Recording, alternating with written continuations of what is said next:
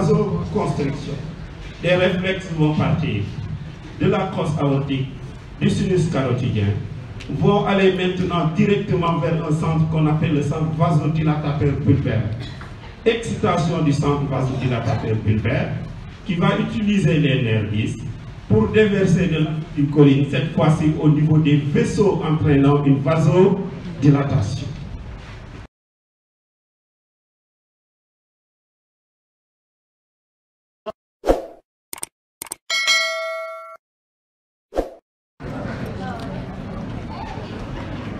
Replaçons tout dans son contexte pour vous dire que la physiologie,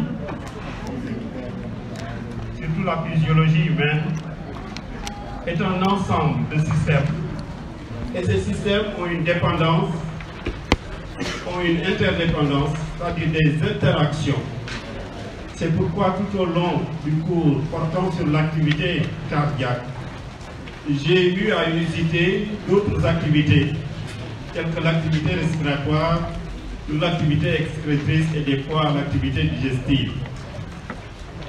C'est pour vous dire que tout part du cœur, quel que soit le système incriminé. S'il n'y avait pas de cœur, ces systèmes-là ne fonctionneraient pas. Puisque c'est le cœur qui distille dans ces systèmes la nourriture, c'est-à-dire le sang. Et vous savez que la digestion est fortement liée à la présence de sang. Même quand les micronutriments doivent passer de notre intestin vers l'organisme, ça passe obligatoirement par le sang. Donc tout est lié. Et le cœur est ce patriarche qui en fait distille cette nourriture à travers tous les autres systèmes. J'ai eu à vous parler de ce cœur, j'y reviendrai pas. J'ai eu à vous parler de l'électricité initiale qui fait fonctionner ce cœur. Je vous ai parlé du tissu nodal particulier qui permet au cœur d'avoir une autonomie qu'on appelle l'automatisme. Je vous ai parlé de l'électricité qui part du nœud de Guetefla, qui passe par le nœud d'Ashokawara, le faisceau de His et le réseau de Purkinje pour permettre au cœur d'avoir son énergie propre. Je vous ai dit que ce cœur, lorsqu'il va distiller le sang, il le fait à travers des vaisseaux. Ces vaisseaux, on les a caractérisés. Je vous ai parlé des veines, des veinures. Je vous ai parlé des artérioles, des artères. Ce cœur, en distillant donc cette nourriture vers ces organes, travaille de manière régulière. Ce travail qu'on a quantifié selon 3 grandeurs, que sont le volume, le débit et la pression, se fait de manière inlassable selon un rythme. Ce rythme, c'est ce qu'on appelle la révolution cardiaque. J'ai eu à détailler avec vous ce qu'est une révolution cardiaque en vous parlant de la grande révolution qui part de l'oreillette gauche, le ventricule gauche, l'aorte, l'artère carotide, le sang est éjecté vers les organes, le métabolisme, récupération du CO2 par les veinures, les veines, la veine cave inférieure, la veine cave supérieure, et en ce moment-là, le sang va arriver au niveau de l'oreillette droite, l'oreillette de droite, le ventricule droit, la grande circulation est terminée. Le ventricule droit éjecte le sang vers les poumons à travers la seule artère qui comporte du sang noir, c'est-à-dire l'artère pulmonaire. Ce sang-là arrive au niveau des poumons pour être purifié. Cette purification consiste simplement en la diffusion du CO2 à travers les membranes capillaires, les membranes alvéolaires, pour qu'ensuite ce CO2-là puisse être expiré.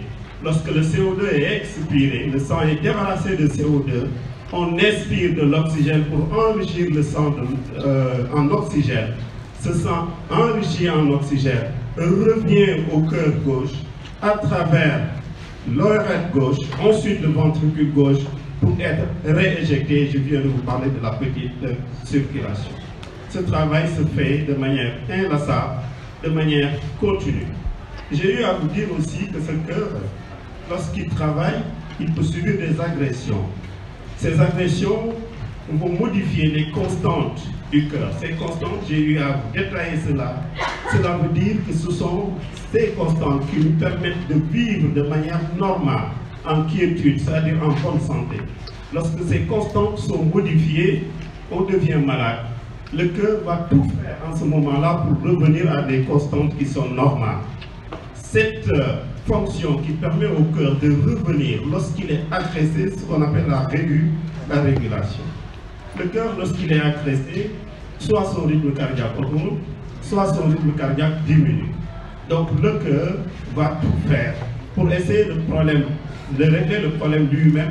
Étant très orgueilleux, très fier de lui, il va tenter, grâce à ce qu'on appelle une adaptation intrinsèque, c'est-à-dire la loi de Baylis et Starling. Cette adaptation intrinsèque se fait à travers l'étirement des fibres musculaires. Et vous avez démontré en salle de TP que les fibres musculaires peuvent s'étirer ou se raccourcir en fonction de l'agression qu'elles subissent. Parce que vous avez mis du ringer froid et du ringer chaud sur le cœur d'une grenouille. Vous n'avez rien excité. C'est directement donc sur les fibres musculaires. Alors, cette adaptation intrinsèque est insuffisante parce que le cœur est enveloppé d'une membrane qu'on appelle le péricarde et cette membrane empêche les fibres cardiaques de s'étirer comme elles veulent. C'est-à-dire que l'étirement est limité par cette membrane inextensible qu'on appelle le péricarde. Donc le cœur va se dire, je ne vais pas lâcher mes enfants, je ne vais pas lâcher cet organisme qui dépend de moi, qu'est-ce que je vais faire maintenant? Je vais demander de l'aide. Et ce cœur demande de l'aide à un système qu'on appelle le système nerveux. Le cœur ne va pas demander de l'aide au système nerveux central, parce que lui-même il est autonome. Lui-même c'est un viscère. Ce cœur dépend d'un système. Qu'est-ce qui fait la différence? Je ne peux pas décider d'arrêter les mouvements cardiaques de mon cœur. Je ne peux pas décider d'arrêter les mouvements péristaltiques de mon estomac. Parce que ces organes qu'on appelle des viscères sont reliés à un système nerveux qu'on appelle le système nerveux autonome, qui lui-même est composé du système parasympathique et du système orthosympathique. Le système parasympathique est cardiomodérateur, le système orthosympathique est cardio-accélérateur. Dieu m'est témoin que je vous ai décrit ces deux systèmes. Le système cardiomodérateur part du plancher du quatrième ventricule, correspondant au sinus rhomboïdal chez la grenouille. De cette zone subsiste un noyau qu'on appelle le centre cardiomodérateur pulpaire. Et à partir de ce noyau chemine un nerf qu'on appelle le nerf 10, le nerf pneumogastrique, le nerf vague, qui arrive au niveau du plexus intracardiaque où il déversera plus tard de l'acétylcholine. Ce nerf du côté droit arrive au niveau du nœud de Keiteflank. Le nerf 10 du côté gauche arrive au niveau du nœud d'Ashoff-Tawara. Voilà le système cardio-modérateur. Dieu m'est témoin aussi que je vous ai décrit le système cardio-accélérateur, qui lui-même est médulaire, ce système, compris entre les vertèbres C1 jusqu'à la vertèbre D7. On a distillé, on a dichotomisé ces fibres. Je vous ai dit que de C1 à C3, ces fibres-là vont rejoindre un ganglion qu'on appelle le ganglion cervical supérieur. De C4 à C7, ces fibres passent par un nerf qu'on appelle le nerf vertébral et arrivent au niveau du ganglion étoilé en passant par le ganglion cervical moyen. De D1 à D4, ces fibres vont rejoindre le ganglion étoilé mais de manière autonome. De D5 à D7, les fibres passent par la chaîne vertébrale et rejoignent le ganglion étoilé. Il y a deux fibres postsynaptiques. L'une part du ganglion cervical supérieur, l'autre du ganglion étoilé. Et ces fibres arrivent au niveau du plexus intracardiaque où elles déverseront plus tard de l'adrénaline. Mais pour que ces centres que je viens de décrire puissent faire leur travail, il faut qu'ils soient informés. Qui informe ces centres? Des voies centripètes. J'en ai décrit deux. La voie qui part de la partie ascendante de la crosse aortique. De cette partie ascendante de la crosse aortique subsistent des barorécepteurs, c'est-à-dire qui sont sensibles à la variation de la pression. À partir de là, vous avez un nerf qu'on appelle le nerf de Sion, qui chemine le long du cou et qui arrive au niveau du centre cardiomodérateur pulpaire par la voie du laryngé supérieur. Vous avez ensuite, plus tard, un autre nerf qui part d'une zone complexe qu'on appelle le sinus caroticain.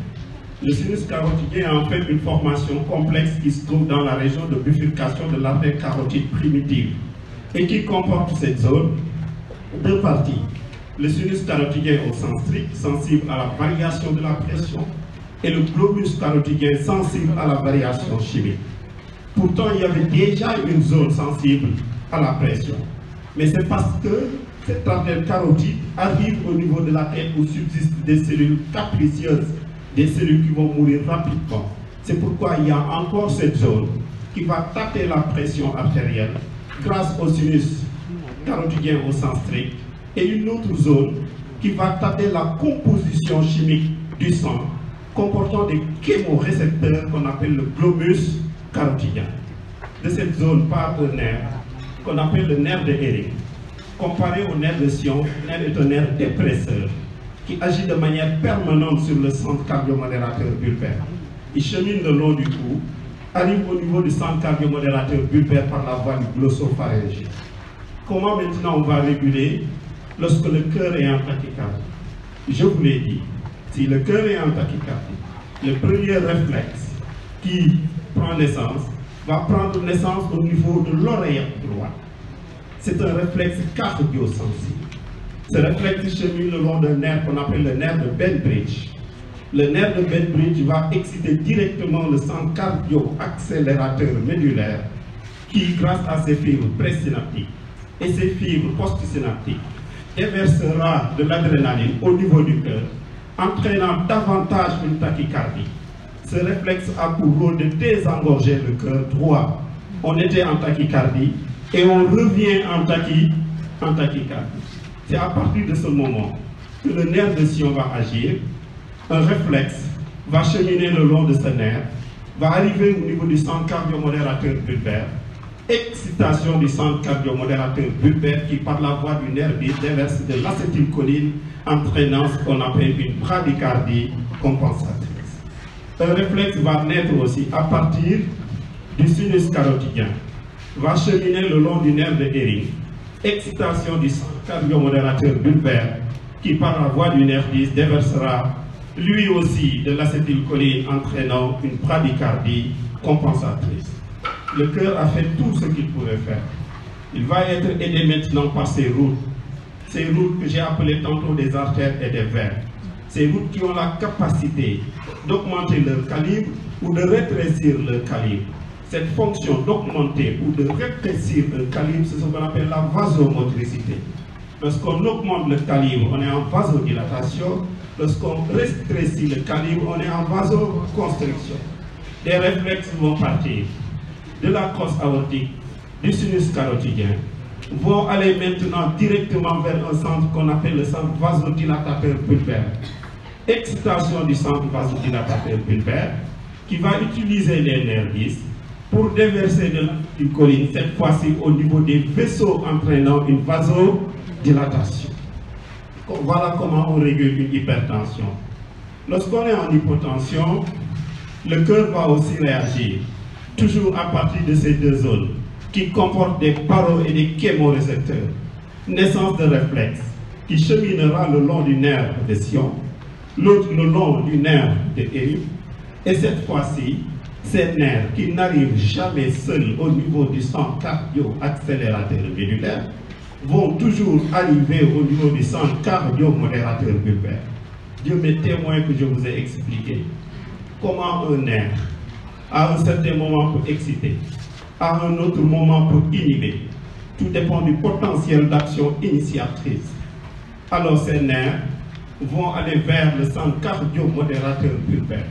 Cette fois-ci, ils vont inhiber le centre cardio-modérateur bulbaire.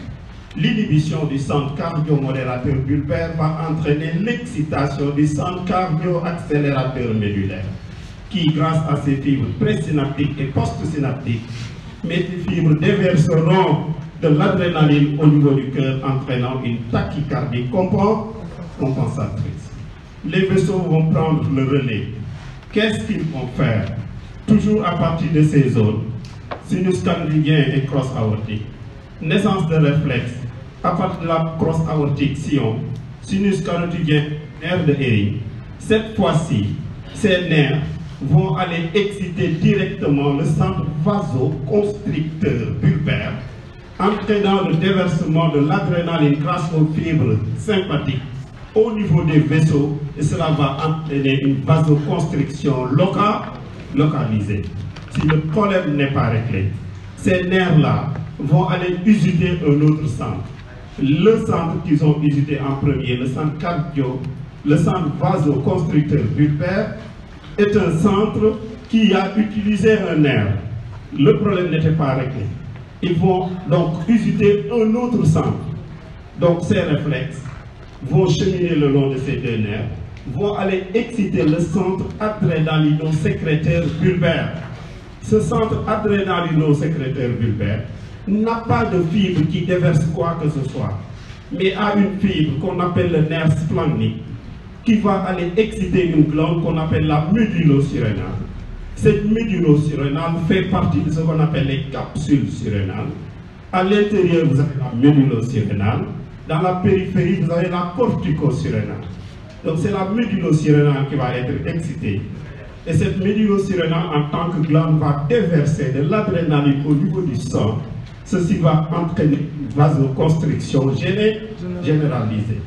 Si le problème n'est pas réglé, c'est en ce moment-là maintenant que le système nerveux central va entrer en jeu grâce à une glande qu'on appelle l'hypophyse. Et dans cette hypophyse, la partie antérieure de l'hypophyse, qu'on appelle l'hypophyse antérieure. Cette hypophyse va sécréter quoi? Va sécréter la vasopressine. Je ne sais pas si c'est dans ce groupe ou dans un autre.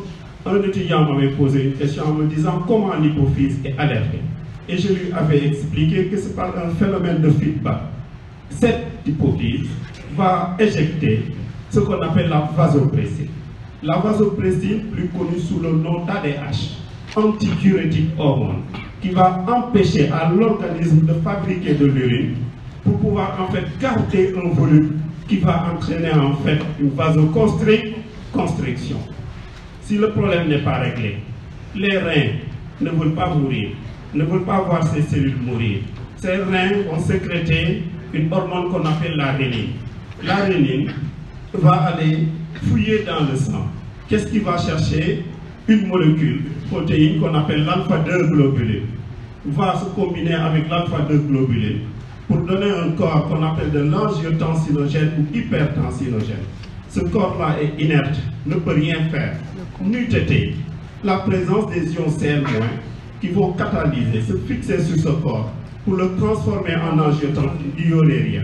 Ces corps, ces ions, se fixent sur l'angiotensinogène, le transforment en angiotensine, l'angiotensine étant le plus puissant vasoconstricteur de l'organisme. Voilà, jeunes gens, résumé, ce qu'on a fait au niveau de l'activité cardiaque.